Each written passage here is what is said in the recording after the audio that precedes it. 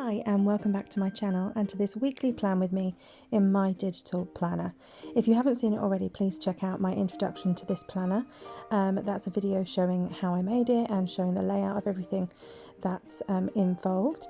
This is going to be me putting down stickers from my digital sticker collection, and this layout is actually going to be using a kit from Victoria Thatcher with these gorgeous mermaids in. This is the last one in the month of March, and so the entire March theme has been mermaids and the sea, so I wanted to continue that through. So this is me putting down the stickers. Now, one of the things that I have noticed with Xodo, which I'll probably talk about quite a bit, is that it's best to put multiple stickers in at a time rather than copying and pasting. Every time you copy and paste a JPEG, it loses quality. It reduces the resolution.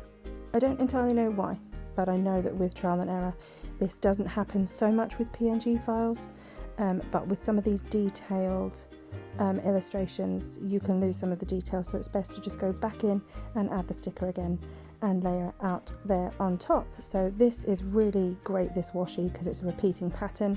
So you can see here that as I've put it across where my time blocking will go, it actually meets perfectly and is seamless, which is really nice because the mermaid one wasn't quite so much.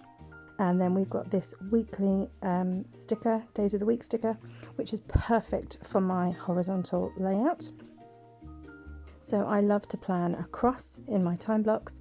I've tried other ways, but I just find that this really helps with the way that my brain works. And then so adjusting some of these stickers can take a little bit of time, but it's worth it to really make sure that I get nice, neat edges. It just makes me happy. And one of the things that I have found through trial and error is that if I do copy and paste a sticker, although I lose a little bit on the quality, I make the compromise because what it does is it gives me these extra edit points around the edge. So I don't just have to edit the size of the image in the same ratio, but I can actually make it longer, I can make it shorter, I can make it thinner, etc., etc. And that can be really useful for fitting into these tight gaps. So I have organised my stickers by theme, by subject, and some of the sticker organisation that I've done, I've actually got multiple copies of the stickers because I just found that some of them fit into different categories and I didn't want to just pick which category it fell into. I use cloud storage, I get that free, and so I thought I'm going to just copy and take up a little bit more storage, but it doesn't matter because it will help me in terms of finding those stickers at a later date. So these date covers are great, and as I've mentioned in my previous video, I've now got the Lenovo Pen, which helps with the writing. I'm getting there. There's improvements to be made, but it really helps with annotating. And it just makes it a little bit more personal and a little bit more like what I'm used to with the paper planning and being able to do my own lettering and stuff like that. So this entire kit, as I said, is from Victoria Thatcher, but what I've also done is I've downloaded a kit from thelovelyplanner.com using Victoria Thatcher's images, but there were some extra boxes and extra layouts that were just quite interesting to use, and so I'm just placing down these boxes any random place at the moment just to get them down, and then I'll start to organise them. So extra stickers that were with the Lovely Planner layout of this kit were the payday stickers, the day off stickers, the priorities box, and some of these meeting stickers as well.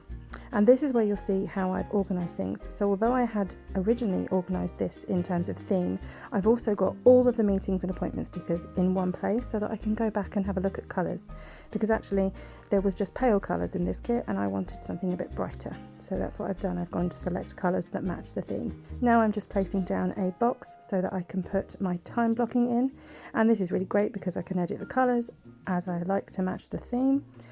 It's a little limited with the palette, but I haven't had any problems so far. I've been able to do all that I want. So you can see some of this writing is a bit scruffy, but I kind of think that that makes it authentically me. My writing is a bit scruffy, and if I was using a paper planner, sometimes it wouldn't be perfect and I'd have to just live with it. And so I'm learning to adjust in that way with the digital planning as well, and not feel pressured to make it absolutely perfect because I can just go back and do it again. So now I'm just placing down these boxes where they need to be for my week, which you'll see gets moved and adjusted as I realise that they're in the wrong place, or as I realise that things are happening in different ways, and just trying to play with the layout so that it looks pretty and also so that it's functional. So I'm I'm not planning on filling all of the white space, and actually as my week goes on I may still not fill any more of the white space, because what time blocking allows is you to see the spread of your week and to try and keep some of that space free. So here is my sticker landing page in my planner, and you can see that I've got some stickers there that I'll use every week. So these are logos from my workplace, and also it's just a place to organise stickers that I'll use all the time. Again, I have to copy and paste them, so I lose a little bit of quality, but it's worth the payoff of me not going in and out all the time. Now this is great, the pen works on the last colour it used, and then you just go in and you change the colour to match what you're writing on, so that's nice. I can change as I'd like to, I can reposition if it's not quite in the right place. Very similar to the way that an iPad would work with GoodNotes, although Xodo is limited in terms of what GoodNotes 5 can do, as I've seen online, but I don't have an iPad, and so I thought, you know what, I'm just going to make my laptop work for me, and so far so good. So again, you can see that I can reposition things if they're in the wrong place, and I can go back in and continue to annotate. And so this sticker that I'm using here, I actually used the Mirror Avatar app.